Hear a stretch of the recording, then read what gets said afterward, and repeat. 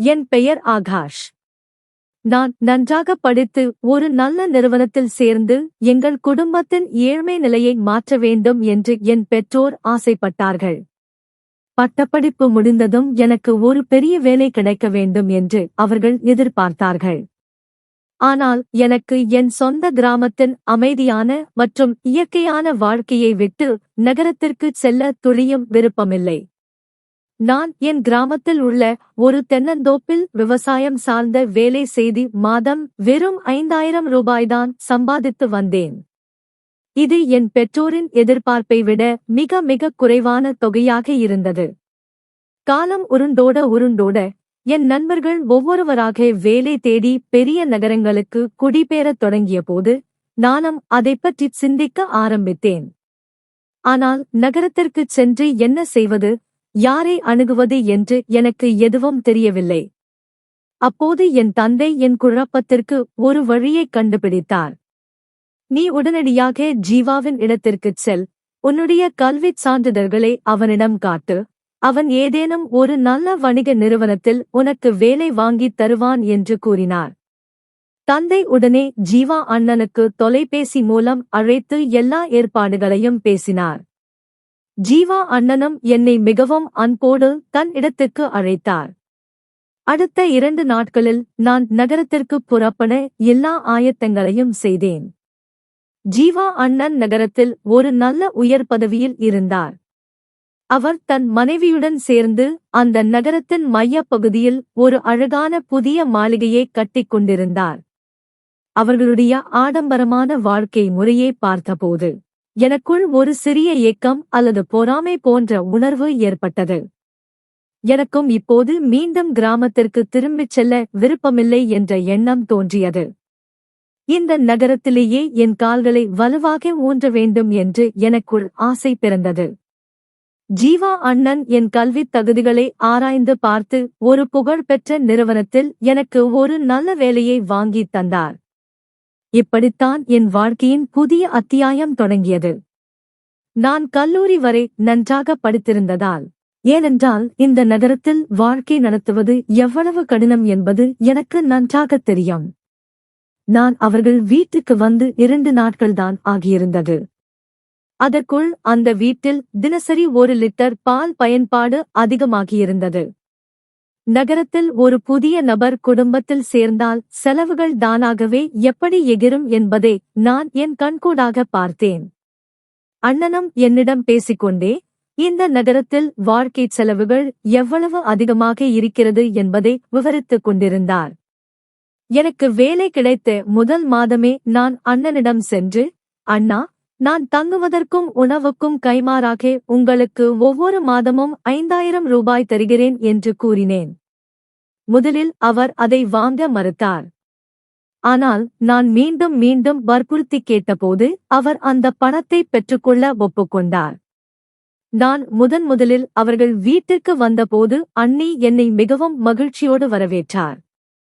நான் அங்கு தங்கியிருப்பதில் அன்னிக்கும் எந்தவித ஆட்சேபனையும் இருக்கவில்லை. அண்ணி பார்ப்பதற்கு பேரழகியாக இருந்தார். ஆனால் அண்ணனை அவருடன் ஒப்பிட்டுப் பார்த்தால் அண்ணன் தோற்றத்தில் அவளை விட கொஞ்சம் குறைவாகத்தான் இருந்தார்.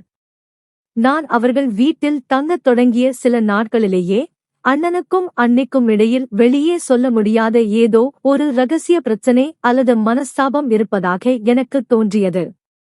நானும் கூட சீக்கிரமாக ஒரு சொந்த வீடு வாங்கி அண்ணன் மற்றும் அண்ணியைப் போல் ஒரு மகிழ்ச்சியான வாழ்க்கையை வாழலாம் என்று ஆரம்பத்தில் நினைத்தேன். ஆனால் சில நாட்களிலேயே அவர்கள் தம்பதியர் உறவில் அதிகரித்து வரும் மன அழுத்தத்தை நான் கூர்ந்து கவனித்தேன். அண்ணி என் முன்னால் எவ்வளவுதான் சிரித்து பேசி மகிழ்ச்சியாக காணப்பட்டாலும் உண்மையில் அவர் மனதிற்குள் அவ்வளவு துக்கத்தோடும் அதிருப்தியோடும் இருந்தார் என்பது அவரது ஒவ்வொரு நடத்தையிலிருந்தும் எனக்கு தெளிவாக புரிந்தது.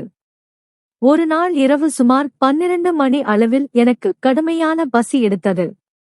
இது எனக்கு ஒன்றும் புதிய விஷயமல்ல, ஏனென்றால் நான் அலுவலக வேலைகளை முடித்துவிட்டு தாமதமாக வந்த பிறகுதான் இரவு உணவு சாப்பிடுவது வழக்கம். அண்ணன் வீட்டுக்கு வரும் நேரம் எப்போதும் நிலையானதாக இருக்காது.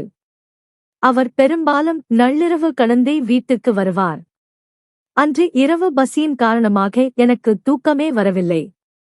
அதனால் சமையலறைக்குச் சென்று ஏதேனும் சாப்பிடக் கிடைக்கிறதா என்று பார்க்கலாம் என்று நினைத்தேன். நான் என் அறையிலிருந்து வெளியே வந்த உடனே அண்ணன் அளவுக்கு அதிகமாக மது அருந்திவிட்டு முழு போதையில் மயக்க நிலையில் இருப்பதை பார்த்தேன். அண்ணி அவரை தாங்கி பிடித்துக் கொண்டு அவர்களுடைய அறைக்கு அழைத்துச் சென்று கொண்டிருந்தார். இதை பார்த்த நான் பதற்றமடைந்து உடனே அவருக்கு உதவ ஓடினேன். அண்ணனை தூக்கிச் சென்று அவர்கள் அறையில் படுக்க வைத்த பிறகு நான் சமையலறையில் ஏதேனும் உணவு இருக்கிறதா என்று தேடிக் கொண்டிருந்தேன். அப்போது திடீரென்று அண்ணி அங்கே வந்தார். அவர் லேசாகச் சிரித்துக் கொண்டே, "ஆகாஷ், நீ இந்த நள்ளிரவில் சமையலறையில் என்ன தேடிக் கொண்டிருக்கிறாய்?" என்று கேட்டார். எனக்கு பசியாக இருந்தது. ஆனால் அதை அவரிடம் நேரடியாகச் சொல்ல எனக்கு ஒருவித வெட்கமாக இருந்ததால், "ஒன்றுமில்லை அண்ணி, தண்ணீர் குடிக்க வந்தேன்" என்று போய் சொன்னேன். அதற்கு அவர் மீண்டும் புன்னகைத்துக் கொண்டே, "தண்ணீர் கிளாஸ் இதோ உன் முன்னாடியே இருக்கிறதே, கண்டிப்பாக நீ வேறு எதையோதான் தேடிக் கொண்டிருக்கிறாய், இதில் வெட்கப்படுவதற்கு என்ன இருக்கிறது?" என்று கேட்டார். அவருடைய இந்தக் கேள்விக்கு நான் கொஞ்சம் வெட்கமடைந்தேன். மெதுவாக, "உண்மைதான் அண்ணி, எனக்கு இப்போது ரொம்ப பசிக்கிறது" என்றேன். அண்ணி சிரித்துக்கொண்டே, "அவ்வளவுதானா? இதில் மறைப்பதற்கு என்ன இருக்கிறது?" என்று கூறி உடனே குளிர்சாதன பெட்டியிலிருந்து மீதமிருந்த உணவை எடுத்து, "நீ அமர், நான் இதைச் சூடு செய்து தருகிறேன்" என்றார். சிறிது நேரத்தில் அவர் என்னைச் சாப்பிட அழைத்தார். நான் சாப்பிட்டுக் கொண்டிருக்கும்போது எனக்கு எதிரில் உட்கார்ந்திருந்த அண்ணியை பார்த்து இயல்பாகக் கேட்டேன், "அண்ணி, நீங்கள் சாப்பிட்டீர்களா?" என்று. அப்போது அவர் சில நொடிகள் தயங்கினார். பிறகு ஒரு சின்ன சிரிப்புடன், "நான் உங்கள் அண்ணனுக்காக காத்துக் கொண்டிருந்தேன். ஆனால் அவரோ வெளியிலேயே வயிறு நிரம்ப குடித்துவிட்டு வந்திருக்கிறார். இப்போது நீ சாப்பிடுவதைப் பார்த்தாலே என் வயிறு நிறைந்துவிட்டது" என்றார். அண்ணி வீட்டின் எல்லா வேலைகளையும் மிகவும் கஷ்டப்பட்டு தனியாகவே செய்து கொண்டிருந்தார். வீட்டில் எந்த பெண்ணும் இப்படி உணவருந்தாமல் பட்டினியாக இருப்பது எனக்கு பிடிக்காது. அதனால் நான் அவர் முன்னால் உணவைப் பரிமாறினேன். என் கையால் அவருக்கு ஊட்ட முயன்றேன். முதலில் அவர் தயங்கினாலும் பிறகு என் பாசத்தை கவனித்துப் பார்த்தார். மெதுவாக என் கையால் உணவைச் சாப்பிட ஆரம்பித்தார். சாப்பிட்டு முடித்ததும் நான் என் முகத்தில் குளிர்ந்த நீரைத் தெளித்துக் கொண்டேன். அப்போது அண்ணி என்னை உற்றுப் பார்த்தார். ஒரு சின்ன குறும்புத்தனமான சிரிப்புடன் தன் முகத்தில் கை வைத்தார். ஒருவேளை அவர் தன் முகத்திற்கும் நீரைத் தெளித்துவிடும்படி சைகை செய்திருக்கலாம். அவர் கையில் சாப்பாட்டுத் தட்டு இருந்ததால் அவர் என்னிடமிருந்து கொஞ்சம் உதவியை எதிர்பார்க்கிறார் என்பது தெளிவாகத் தெரிந்தது. நான் அதிகமாக யோசிக்கவில்லை. அவர் முகத்தில் மெதுவாக குளிர்ந்த நீரால் கழுவினேன். பிறகு என் கைக்குட்டையால் அவர் முகத்தை துடைத்துவிட்டேன். என் இந்த உதவியை அவர் மிகவும் பாராட்டினார். என்னை நோக்கி அவர் புன்னகைத்தார். நானும் பதிலுக்கு சிரித்துக் கொண்டேன். பிறகு அவருக்கு குட் நைட் சொல்லிவிட்டு தூங்குவதற்காக என் அறைக்குச் சென்றேன். ஏனென்றால் காலையில் நான் சீக்கிரமாக அலுவலகத்திற்கு போக வேண்டியிருந்தது. மறுநாள் காலை அண்ணி மற்ற நாட்களைப் போலவே எனக்கான மதிய உணவை தயாரித்து வைத்திருந்தார். அவர் என் முன்னின்று என் ஒவ்வொரு சின்ன சின்ன வேலைகளிலும் உதவி செய்து கொண்டிருந்தார். ஒரு ஞாயிற்றுக்கிழமை அண்ணன் வீட்டில் ஒரு சிறிய மது விருந்திற்கு ஏற்பாடு செய்திருந்தார். இந்த பார்ட்டி எனக்காகவும் அண்ணனுக்காகவும் மட்டும்தான் என்று கூறினார். அண்ணன் என்னை அவர்கள் அறைக்கு அழைத்தார். அங்கு ஏற்கனவே மது நிரப்பப்பட்ட 2 கண்ணாடி கிளாஸ்கள் வைக்கப்பட்டிருந்தன. இதை பார்த்து நான் கொஞ்சம் ஆச்சரியப்பட்டேன். ஏனென்றால் நான் இதற்கு முன்பு என் வாழ்நாளில் எப்போதுமே மது அருந்தியதே இல்லை. நண்பர்களுடன் இருக்கும்போது கூட நான் எப்போதும் இது போன்ற கெட்ட பழக்கங்களிலிருந்து விலகியே இருந்தேன். ஆனால் அண்ணனிடம் நேரடியாக வேண்டாம் என்று மறுப்பது எனக்கு கொஞ்சம் சங்கடமாக இருந்தது. அண்ணன் எனக்கு வேலை வாங்கித் தந்து ரொம்ப உதவி செய்திருந்தார். அதனால் நான் அவரை வருத்தப்படுத்த விரும்பவில்லை. நான் அவருடன் அமர்ந்தேன். ஆனால் என் பார்வை கதவின் மீது இருந்தது. அங்கிருந்து அண்ணி எட்டிப் பார்த்துக் கொண்டிருந்தார். அண்ணி என்னை பார்த்து இதை குடிக்கக் கூடாது என்று கைகளால் சைகை செய்தார். நான் தலையை ஆட்டி அவரைச் சமாதானப்படுத்த முயன்றேன். ஆனால் அண்ணன் கட்டாயமாக என் கையில் அந்த கிளாஸை கொடுத்தார். நான் பெயருக்கு மட்டும் அந்த கிளாஸை வாயில் வைத்தேன். சிறிது நேரத்தில் அண்ணன் முழுமையாக குடித்துவிட்டு மயக்கத்தில் சரிந்தார். பிறகு நான் அங்கிருந்த சில பொருட்களை எடுத்துக்கொண்டு சமையலறைக்குச் செல்ல ஆரம்பித்தேன். நான் வேலை செய்வதை பார்த்த அண்ணி என்னை தடுத்துவிட்டு மீதமுள்ள பாத்திரங்களை தாங்களே கொண்டு வரச் சென்றார். அவர் சமையலறைக்குச் சென்றவுடன் எதிர்பாராத விதமாக அவர்கள் கையிலிருந்து ஒரு கண்ணாடி டம்ளர் கீழே விழுந்து உடைந்தது. அதிலிருந்த ஒரு சிறிய கூர்மையான கண்ணாடி துண்டு அவர்கள் காலில் குத்திவிட்டது. அவர் வலியால் துடிப்பதை பார்த்த நான் உடனே அவருக்கு உதவ ஓடினேன். அவர்களால் வலியால் சரியாக நடக்க முடியவில்லை. எனக்கு வேறு வழி தெரியவில்லை. நான் அவர்களுக்கு உதவினேன். அண்ணியால் நடக்க முடியாததால் நான் அவரை என் கைகளில் தூக்கிக் கொண்டேன். அண்ணன் தன் அறையில் கட்டிலில் ஆழ்ந்த போதை உறக்கத்தில் இருந்தார். அதனால் நான் அண்ணியை என் அறைக்கு அழைத்துச் சென்று கொஞ்சம் ஓய்வு கொடுக்கலாம் என்று நினைத்தேன். அங்கு சென்றவுடன் நான் அவர்களை கட்டிலில் அமர வைத்தேன். அவர்கள் காலில் குத்தியிருந்த கண்ணாடித் துண்டை மிகவும் கவனமாக வெளியே எடுத்தேன். நான் கண்ணாடியை எடுத்தவுடன் அவர்கள் காலில் மருந்து வைத்து கட்டுப்போட ஆரம்பித்தேன். இந்த நேரத்தில் என் பார்வை அண்ணியின் மேல் சென்றபோது அவர் என்னை ஒரு வேறு விதமான ஆழமான பார்வையில் பார்ப்பதை நான் கவனித்தேன். அவர்களின் அந்த பார்வை எனக்கு கொஞ்சம் சங்கடத்தையும் பதற்றத்தையும் ஏற்படுத்தியது. காலுக்கு கட்டு போட்டு முடித்ததும் நான் வெளியே செல்ல முற்பட்டேன். ஆனால் அதற்குள் அண்ணி என் கையை பிடித்து தடுத்து தன் அருகில் அழைத்தார். நான் அவர்கள் அருகில் சென்றேன். அவர் என் கையை இறுக்கமாக பிடித்து என்னை அருகில் உட்கார வைத்துக் கொண்டார். பிறகு புன்னகைத்துக் கொண்டே சொன்னார், ஆகாஷ், எனக்கு இந்த நேரத்தில் உதவி செய்ததற்கும் என் பேச்சைக் கேட்டு மது அருந்தாமல் இருந்ததற்கும் ரொம்ப நன்றி என்றார். நன்றி சொன்ன பிறகும் அவர் என் கையை விடுவிக்கவில்லை. அவர் வெறும் நன்றி சொல்வதோடு மட்டுமல்லாமல் என்னிடம் இன்னும் ஏதோ ஒரு ரகசியத்தைச் சொல்ல விரும்புகிறார் என்று எனக்குத் தோன்றியது. நான் மெதுவாகக் கேட்டேன், அண்ணி, ஏன் என்னை அண்ணனோடு சேர்ந்து பார்ட்டி பண்ண வேண்டாம் என்று சொன்னீர்கள்?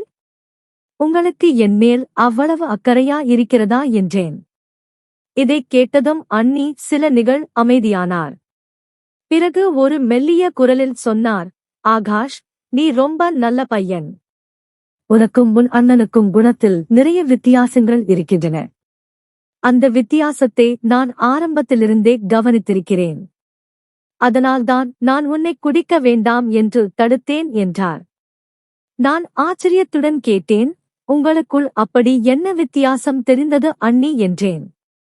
இந்த கேள்விக்கு அவர் பதில் சொல்ல கொஞ்சம் தயங்கினார். அவரிடம் அதற்கு எந்த ஒரு உறுதியான காரணமும் இல்லையோ என்று எனக்குத் தோன்றியது. ஆனால் அவருடைய கண்களின் ஆழத்தில் என் மீது ஒரு வித்தியாசமான ஈர்ப்பு அல்லது உணர்வு இருப்பதை நான் பார்த்தேன். அது இப்போது மெதுவாக எனக்கு தெளிவாக தெரிந்தது. அந்த நாளுக்குப் பிறகு அண்ணியைப் பற்றிய என் பார்வையும் எண்ணமும் முற்றிலும் மாறிவிட்டது. அண்ணன் காலையில் அலுவலகத்திற்கு புறப்படும்போது அண்ணி அவரை எந்தவிதமான விசேஷமான ஆர்வமும் இல்லாமல் சாதாரணமாக அனுப்பி வைப்பார். ஆனால் நான் வேலைக்கு கிளம்பும்போது அவர் தன் வீட்டு வேலைகளை எல்லாம் அப்படியே போட்டுவிட்டு கதவு வரை வந்து என்னை வழியனுப்ப வருவார் என்பதை நான் கூர்ந்து கவனித்தேன். அவருடைய நடத்தையில் ஏற்பட்ட இந்த அதிரடி மாற்றம் என் மனதிற்குள் பல கேள்விகளை எழுப்பியது. ஒரு நாள் நான் அலுவலகத்திலிருந்து வழக்கத்தை விட சீக்கிரமாக வீட்டிற்கு வந்தேன். எனக்கு வந்த உடனே பசி எடுத்தது. ஆனால் அண்ணி வழக்கமாக இரவு 7 மணிக்கு மேல்தான் சமையல் வேலைகளைச் செய்வார். அதனால் முதலில் நான் முகம் கழுவி ஃப்ரெஷ் ஆகிவிட்டு அவரிடம் சென்று உணவைப் பற்றிக் கேட்டேன். நான் சாப்பிட உட்கார்ந்ததும் அண்ணியும் எனக்கு எதிரில் வந்து அமர்ந்தார்.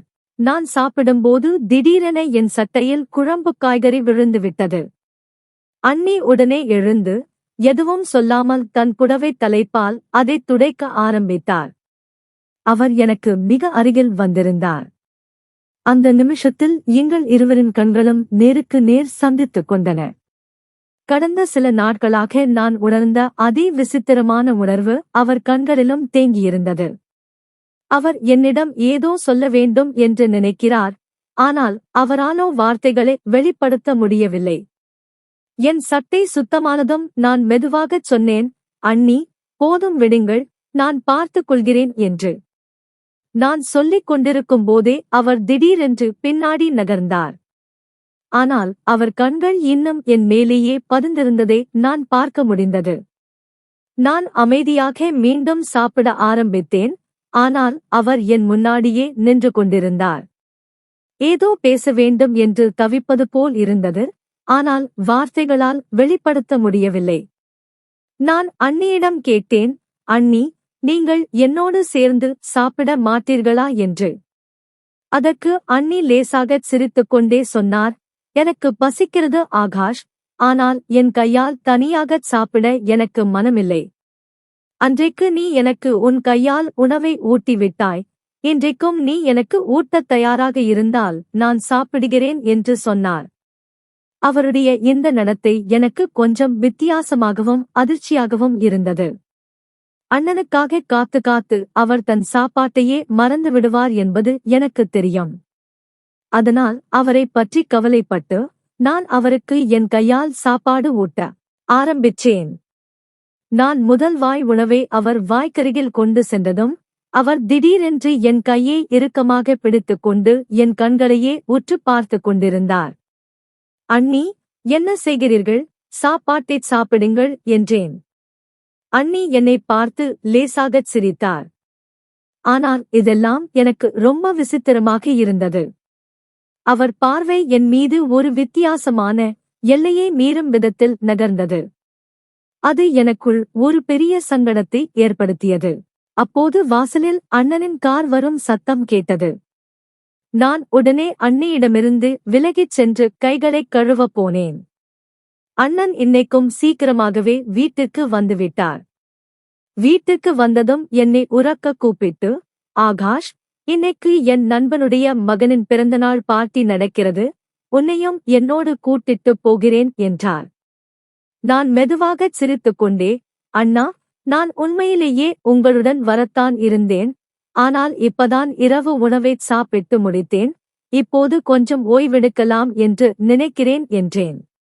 அதற்கு அண்ணன் உரக்கச் சிரித்துக்கொண்டே, என்ன ஆச்சு ஆகாஷ், நீ ரொம்ப போரிங் ஆகஸ்ட் மாறிவிட்டாய், உன் வயது பசங்க இந்த நேரத்தில் வாழ்க்கையை நன்றாக என்ஜாய் பண்ண வேண்டும் என்றார்.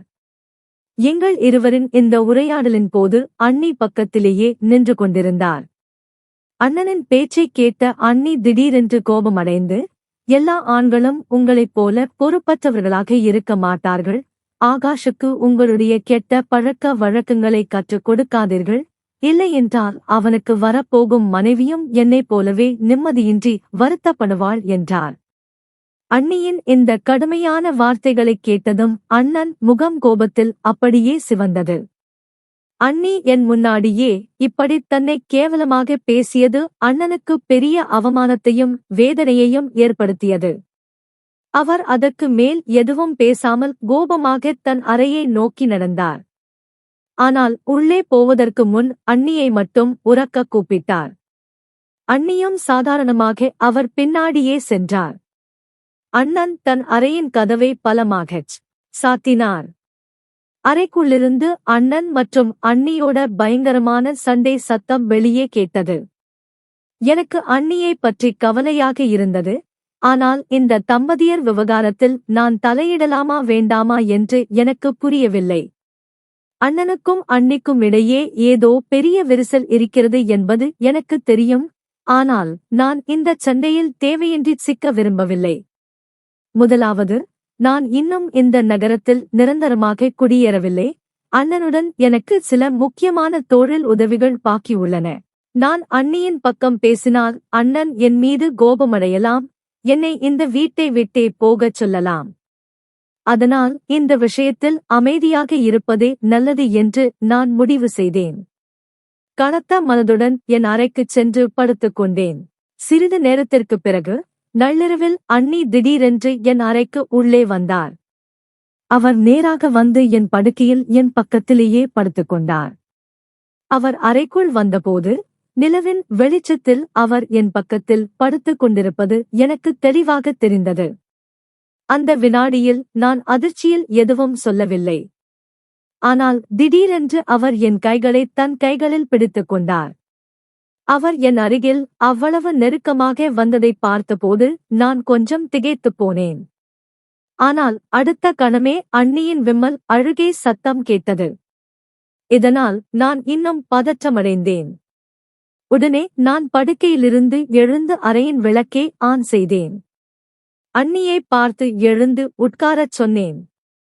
நான் எழுந்தவுடன் அண்ணியும் எழுந்து உட்கார்ந்தார்.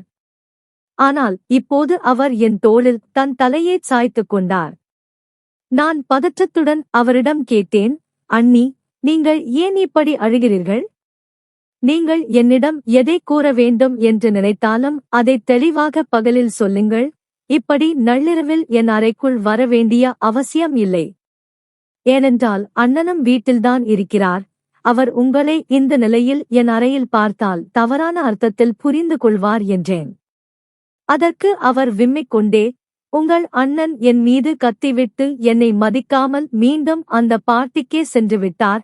நான் உன்னை என் சொந்தக்காரனாக, என் மனதிற்கு நெருக்கமானவனாக நினைத்து என் மனதில் உள்ள பாரத்தை இறக்க வந்தேன். ஆனால் நீயோ என்னை ஒரு அண்ணி என்ற முறையில் அந்நியமாக நினைத்து தள்ளி வைக்கிறாயா என்று கேட்டார். இதைச் சொல்லிவிட்டு அண்ணி கோபித்துக் கொண்டு அங்கிருந்து போகத் தயாரானார். நான் அவரை தடுக்க அவர் கையை பிடிக்கப் போனேன். ஆனால் அதற்குள் அண்ணியே திரும்பி என் கைகளை இறுக்கமாக பிடித்துக் கொண்டார். ஆகாஷ், தயவு செய்து என்னை உன்னிடமிருந்து தள்ளி வைக்காதே. உன் அன்பிற்காகவும் காதலுக்காகவும் நான் ஏங்கிக் கொண்டிருக்கிறேன் என்றார். அண்ணி எந்தவித பயமும் தயக்கமும் இல்லாமல் தன் மனதிலிருந்த எல்லையற்ற உணர்வுகளை என் முன்னாடி கொட்டித் தீர்த்தார். அவரைப் பார்த்த எனக்கு தலையே சுற்றுவது போல் இருந்தது. நான் அதற்கு மேல் எதுவும் பேசாமல் அமைதியாக இருந்தேன். பின்பு இருவரும் அவரவர் அறைக்குச் சென்று தூங்கச் சென்றோம். ஆனால் மறுநாள் காலையில் எங்கள் கண்கள் திறந்தபோது அண்ணி மீண்டும் என் அருகில் வந்து அமர்ந்திருந்தார். நான் எழுந்து அவரிடம் பேசிக் கொண்டிருக்கும்போது அவரது போன் திடீரென்று அலறியது. மறுமுனையில் பேசியவர்கள் அண்ணனுக்கு பெரிய விபத்து ஏற்பட்டு மருத்துவமனையில் தீவிர சிகிச்சை பிரிவில் சேர்த்திருப்பதாக கூறினார்கள். அண்ணனின் இந்த அதிர்ச்சியூட்டும் செய்தியைக் கேட்ட அண்ணி ரொம்பவும் பதற்றமடைந்தார். மருத்துவமனைக்கு புறப்படுவதற்கு முன்னாடி அண்ணி என் கைகளை பிடித்துக் கொண்டு, ஆகாஷ், நான் முதலில் உன்னிடம் மன்னிப்பு கேட்க வேண்டும். நேற்று இரவு உணர்ச்சிவசப்பட்டு நான் சொன்ன எதையும் நீ உன் அண்ணனிடம் எப்போதும் சொல்லிவிடாதே என்று கெஞ்சினார். அண்ணி என்னிடமிருந்து விடை பெற்றுவிட்டு மருத்துவமனைக்கு அண்ணனை பார்க்க கிளம்ப ஆரம்பித்தார். நேற்று ராத்திரி அண்ணி என்னிடம் தன் மனதிலிருந்த ஆசைகளைச் சொன்னார். அவர் தன் காதலை வெளிப்படுத்தினார். என்னோடு தன் வாழ்க்கையை நடத்த விரும்புவதாக கூறினார். ஆனால் இந்த தவறான உறவைப் பற்றி நான் எப்போதும் என் மனதில் தப்பான எண்ணங்களை வளர்த்துக் கொள்ள முடியாது என்பதில் உறுதியாக இருந்தேன். நான் அண்ணியிடம் முன்பே தெளிவாகச் சொல்லியிருந்தேன். நான் அவர்களை என்றும் என் மதிப்பிற்குரிய அண்ணி என்ற முறையில் மட்டும்தான் பார்க்கிறேன். என் அண்ணனுக்கு என்னால் துரோகம் பண்ண முடியாது என்று. அண்ணி இதனால் ரொம்ப வருத்தப்பட்டார். அவர் என்னிடம் கூறினார், என் கணவர் பணக்காரராக இருக்கலாம். ஆனால் என் வாழ்க்கையில் எந்த ஒரு அன்பும் மரியாதையும் இல்லை. ஒரு பெண்ணுக்கு கணவனின் பொருளாதார செழிப்பு மட்டுமே முக்கியமில்லை, அவரது உண்மையான அன்பும் மரியாதையும்தான் முக்கியம். எனக்கு உண்மையான அன்பையும் பாசத்தையும் கொடுக்கிற ஒரு சிறந்த துணையை நான் எப்போதும் தேடிக்கொண்டே இருப்பேன் என்றார். நான் அவள் உணர்வுகளை ஏற்றுக்கொள்ளாத போதும் ஒரு குடும்ப உறவில் நம்பிக்கையும் ஒழுக்கமும் தான் முக்கியம் என்று நான் அவரிடம் அறிவுறுத்தியபோது அவள் கொஞ்சம் கோபப்பட்டாள். ஆனால் காலப்போக்கில் அவள் தன் கணவனின் முக்கியத்துவத்தை புரிந்து கொள்வாள் என்றும் அண்ணனும் கூட அவர்கள் தம்பதியர் உறவின் மதிப்பை உணர்வார் என்றும் எனக்கு உறுதியாகத் தெரிந்தது. அதே இரவு அண்ணன் பார்ட்டியிலிருந்து குடித்துவிட்டு காரை ஓட்டி வீட்டிற்கு திரும்பும் போதுதான் அந்த பயங்கர விபத்து ஏற்பட்டு அவரது காலில் எலும்பு முறிவு ஏற்பட்டிருந்தது. இந்தச் செய்தி கேட்டு பதறிய அண்ணி ஆஸ்பத்திரிக்கு ஓடினார். சில மணி நேர அறுவை சிகிச்சைக்குப் பிறகு அவர் அண்ணனை வீட்டுக்கு அழைத்து வந்தார். அண்ணனை அவர் ஒரு குழந்தையைப் போல கண்ணும் கருத்துமாக கவனித்துக் கொண்டார். அடுத்த சில நாட்களில் அண்ணனின் குணம் மற்றும் நடத்தையில் ஒரு பெரிய மாற்றம் ஏற்படுவதை நான் நேரில் கவனித்தேன். தனக்கு கஷ்டமான நேரத்தில் தன் மனைவியே தனக்கு பெரிய பலமாகவும் ஆதரவாகவும் நிற்கிறாள் என்பதை அவர் ஆழமாக புரிந்து கொள்ள ஆரம்பித்தார். அன்னைக்கும் கூட அவர் எப்போதும் ஏங்கித் தேடிக் கொண்டிருந்த உண்மையான அன்பும் மரியாதையும் அண்ணனிடமிருந்து முழுமையாக கிடைக்க ஆரம்பித்தது. இந்தச் சம்பவம் என் வாழ்க்கைக்கு ஒரு மிக முக்கியமான பாடத்தை கற்றுக் கொடுத்தது. ஒவ்வொரு ஆடம்பரமான பணக்கார வீட்டிலும் உண்மையான சந்தோஷமும் அமைதியும் இருப்பதில்லை.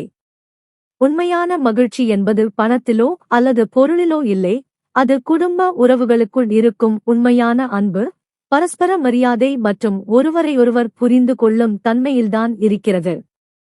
இந்த விழிப்புணர்வு தார்மீக கதை உங்களுக்கு பிடித்திருந்தால் இந்த வீடியோவை லைக் பண்ணுங்க, உங்கள் நண்பர்களுக்கு ஷேர் செய்யுங்க, நமது சேனலை மறக்காமல் சப்ஸ்கிரைப் செய்யுங்கள், அப்படியே பக்கத்தில் இருக்கும் பெல் ஐகானையும் கிளிக் செய்து கொள்ளுங்கள். நன்றி.